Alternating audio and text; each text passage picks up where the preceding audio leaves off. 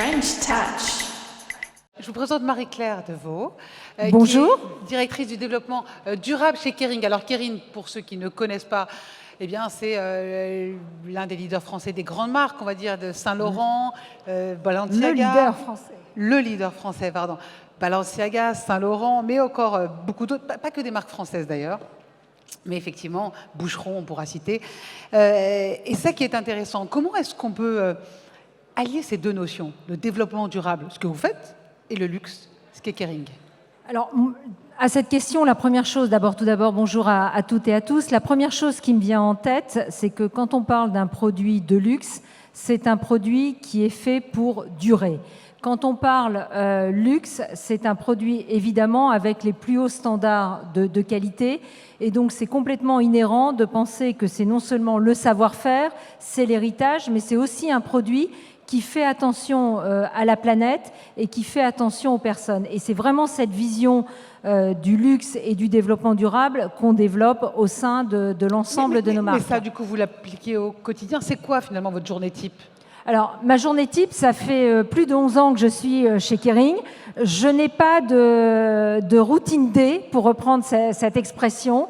C'est très variable. Donc, ça va d'aller visiter des exploitations agricoles pour voir comment notre matière première, elle est produite dans le centre de la France, et de goûter du sainfoin, qui est une légumineuse que l'on donne au bétail, d'avoir des rencontres avec les designers et de leur parler des émissions de gaz à effet de serre, ce qui est un peu loin de leur quotidien, de rencontrer un certain nombre en fait de start-up pour voir leurs innovations. Et puis, quelque chose qui est essentiel, c'est évidemment d'embarquer les collaborateurs du groupe. Le groupe Kering, c'est 47 000 collaborateurs.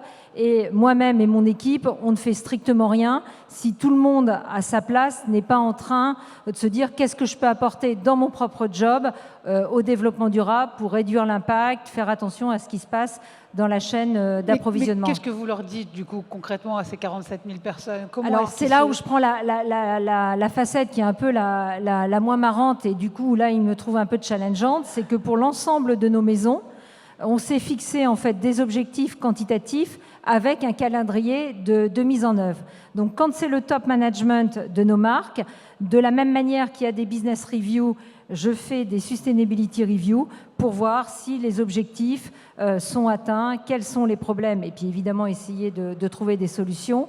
Et sinon, c'est vraiment aussi de montrer à chacun que quand vous êtes vendeur dans une boutique, vous avez votre responsabilité. Quand évidemment vous êtes acheteur de matières premières, il faut choisir les matières premières qui sont les plus, on va dire, au développement durable, tant sur la partie environnementale que la partie sociale. Et quand vous êtes designer, leur dire que là, ils ont une responsabilité de dingue, parce que dans nos métiers, le designer a un rôle clé. Justement, ils en ont conscience de ça. Vous parlez d'innovation du futur, mais au même moment, on parle de luxe, donc ils en ont conscience, ils vont là-dedans, ils sont friands de vos propositions, et ils vous donnent aussi des idées?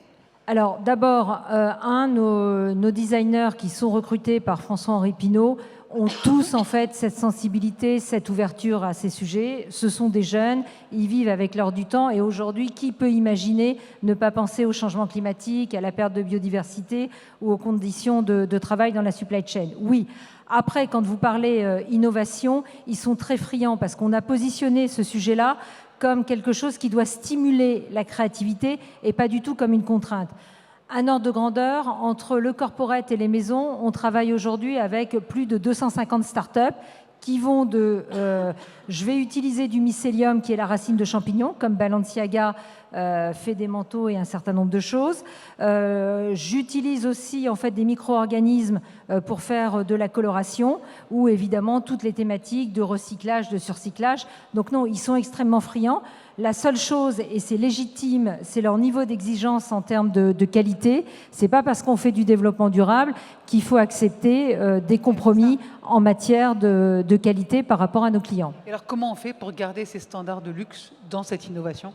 Eh bien, on travaille main dans la main en fait avec tous ces startups, et on n'utilise les produits que quand ils correspondent en termes de résistance, en termes de toucher à nos standards qu'on exige dans le luxe. Ce qui fait aussi que ça peut prendre un certain nombre d'années avant d'être en capacité. Et puis on a développé en fait 2 structures particulières, l'une en Italie qui s'appelle Le Mille sur le textile, et une autre en fait pour notre partie joaillerie, et qui travaille main dans la main aussi avec nos propres fournisseurs pour les encourager à trouver des innovations.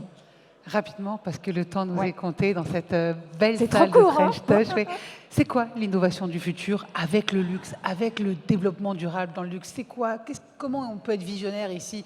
Tous ces jeunes, toutes ces personnes qui se posent la question, c'est quoi le futur entre luxe et développement durable? Je vais essayer en 4 mots. Un, c'est un luxe qui, évidemment, a au cœur de son développement et de ses produits la prise en compte de l'environnement et la prise en compte, en fait, des conditions de travail des personnes. C'est un luxe qui est capable en fait d'anticiper, qui est avant-gardiste, qui montre les nouvelles tendances. Ça a été vrai par le passé, ça doit le rester. C'est comme ça que chez Kering, on a décidé d'arrêter la fourrure, partant du principe qu'un luxe moderne, c'était absolument pas un luxe qui utilisait de la fourrure. Et puis le dernier point, le luxe de demain, il va être aussi créé par la nouvelle génération de designers, de personnes qui vont venir rentrer chez nous pour définir en fait les nouveaux codes et qu'est-ce qui est attendu aussi en termes d'usage, parce que le luxe, c'est pas quelque chose d'éthéré, c'est quelque chose qui doit servir aussi, faire rêver, mais être utile dans la vie quotidienne. Tout en restant très beau. Merci beaucoup. Merci à vous. Marie-Claire Devaux, on peut l'applaudir. Merci. Kering, merci beaucoup. Merci.